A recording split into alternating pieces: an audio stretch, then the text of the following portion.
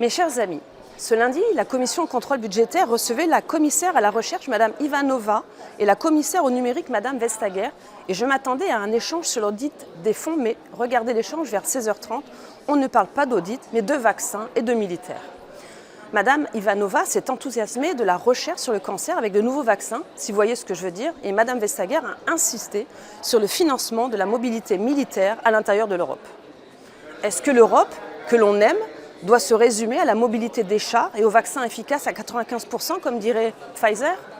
Alors, comme vous, croyez aux coïncidences, vous ne serez pas surpris d'apprendre que si j'en crois sa fiche Wikipédia, Mme Ivanova a été membre en Bulgarie du même parti que Mme von der Leyen, le PPE, et qu'elle a dirigé en 2023 certains audits de la Commission concernant les actions de la Commission lors du Covid.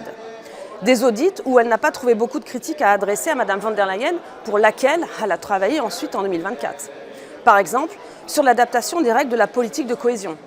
Par exemple, les fonds régionaux en réaction à la pandémie du Covid-19, sur l'effet du plan sûr de la Commission pour l'emploi post-Covid.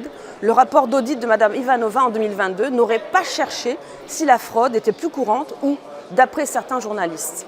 En tout cas, j'avais quand même noté dans le rapport que l'impact sur l'emploi du plan était inconnu. Enfin, Wikipédia nous explique que Mme Ivanova a été impliquée dans le rapport spécial numéro 12-2024 de la Cour européenne d'audit intitulé « Réaction de l'Union européenne face à la pandémie de Covid-19 ». Un bilan globalement positif pour les agences de la santé de l'Union européenne dans les circonstances sans précédent. Je n'ai pas pu vérifier son implication de supervision sur ce rapport, car le rapport a été publié après qu'elle ait rejoint Bruxelles avec Mme von der Leyen à la Commission en 2024.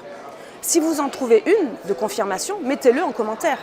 Donc, pour résumer, en 2024, arrêtez de croire en coïncidence, arrêtez de dire que le contrôleur ne devait pas ensuite travailler pour celui qu'il était chargé de contrôler. Allez-vous former en Suisse comme Bruno Le Maire et à très bientôt sur nos réseaux.